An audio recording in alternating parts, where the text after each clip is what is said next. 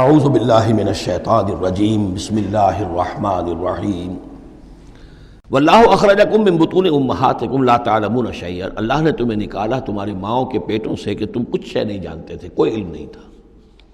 واقعہ یہ ہے کہ انسان کا بچہ جس قدر کمزور اور ضعیف ہوتا ہے شاید کسی حیوان کا بچہ اتنا کمزور نہیں ہوتا۔ آپ نے بکری کے بچے کو دیکھا ہوگا، نوزائیدہ کو، وہ تھوڑی دیر بس اس کی ٹانگیں لڑکھڑاتی ہیں، بس تھوڑی دیر، فوراً ہی ولادت کے بعد ٹانگوں پہ کھڑا ہوتا ہے۔ لیکن یہ کہ انسان کا بچہ جتنا لا علم، جتنا ضعیف، جتنا کمزور، جتنا ڈیپینڈنٹ، جتنا محتاج ہوتا ہے۔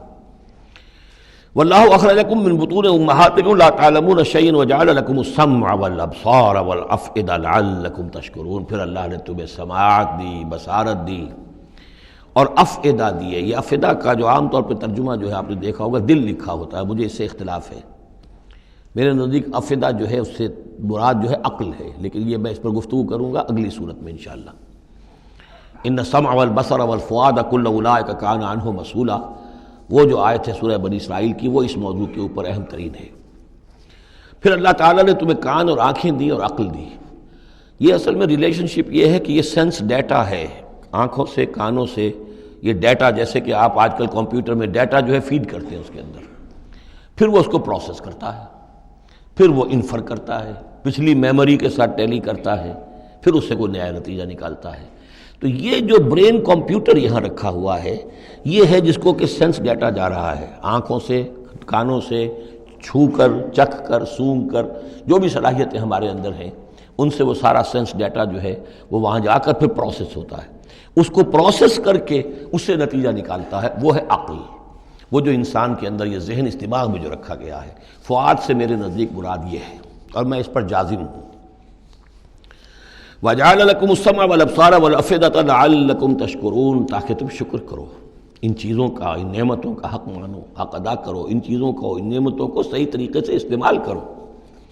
أَلَمْ يَرَوْا إِلَى الطَّيْرِ مُسَخَّرَاتٍ فِي جَوِّ السَّمَاءِ، کیا یہ دیکھتے نہیں پرندوں کو کہ وہ فضا کی اس خالی خلا کے اندر حکم، یہ بالکل مسخر ہیں، یعنی اللہ تعالیٰ کے حکم کے مطابق جو ہے تیر رہے ہیں۔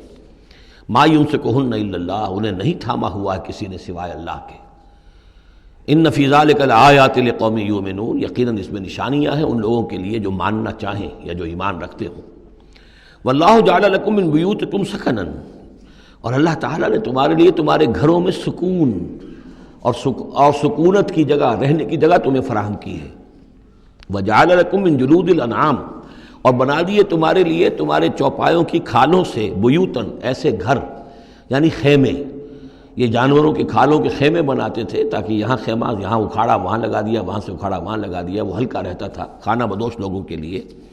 تم ان کی کھالوں سے بنا لیتے ہو گھر، تستخفونہا، جو تمہیں بڑے ہلکے رہتے ہیں تمہارے لیے، یوم ذانکم، جس دن کہ تم سفر میں ہو، و یوم اقامتکم، اور جب تم کہیں اقامت کرنا چاہو۔ وہی خیمے اتارے اونٹ کے پیٹھ کے اوپر سے، وہاں گاڑا، رات کو اس کے اندر آرام کر لیا۔ وَمِنْ أَصْوَافِهَا، اب یہ تین الفاظ آ رہے ہیں جو کہا تھا دفء، تمہارے لیے جڑاول ہے ان میں، انہی حیوانات میں وہ ریشہ پیدا کر رکھا ہے ہم نے، فائبر، جس فائبر کے ذریعے سے کہ تم کپڑا بنتے ہو، اب کاٹن فائبر ہے یا اب آرٹیفیشل فائبرز آ گئے ہیں، لیکن سب سے پہلے جو چیز انسان کو ملی تھی وہ تو حیوانات کے جو یہ ان چوپایوں کے جو بال ہیں ان سے ہی انسان نے کچھ چیزوں کو بننا سیکھا تھا۔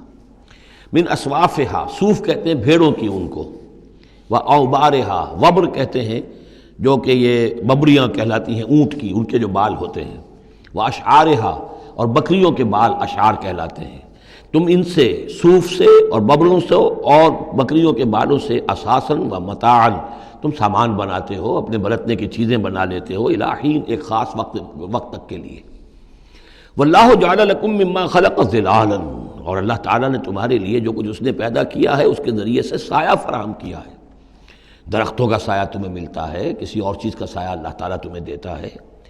وجعل لکم من الجبال اکنانا، اور تمہیں پہاڑوں کے اندر چھپنے کی جگہ دے دی ہے، یعنی غاریں ہوتی ہیں، ظاہر بات ہے طوفان جب آتے ہیں اور بڑی تیز ہوا جب چل رہی ہوتی ہے تو پہاڑوں ہی کے اندر وہ کھو موجود ہوتی ہے، وہ غاریں ہوتی ہیں کہ ان میں لوگ پناہ لیتے ہیں۔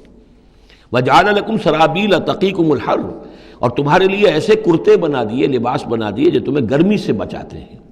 وسرابیل تقیکم باسکم، اور ایسے کرتے یعنی جو ذرا بختر ہوتے تھے کہ جو تمہاری لڑائی کے اندر تمہیں بچاتے ہیں.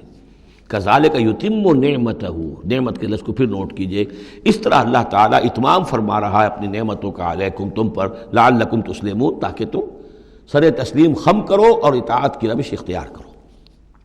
فَإِن تَوَلَّوْا، تو پھر اے نبی اگر یہ رخ موڑ لیں، پیٹھ موڑ لیں، فَإِنَّمَا عَلَيْكَ الْبَلَاغُ الْمُبِينُ، تو آپ پر تو بس صاف صاف پہنچا دینے کی ذمہ داری ہے. یعرفون نعمت اللہ ثم ینکرونہا، یہ اللہ کی نعمتوں کو پہچانتے ہیں پھر منکر ہو جاتے ہیں. واکثرہم الکافرون، اور ان کی اکثریت جو ہے وہ ناشکروں پر مشتمل ہے. صدق اللہ العظیم.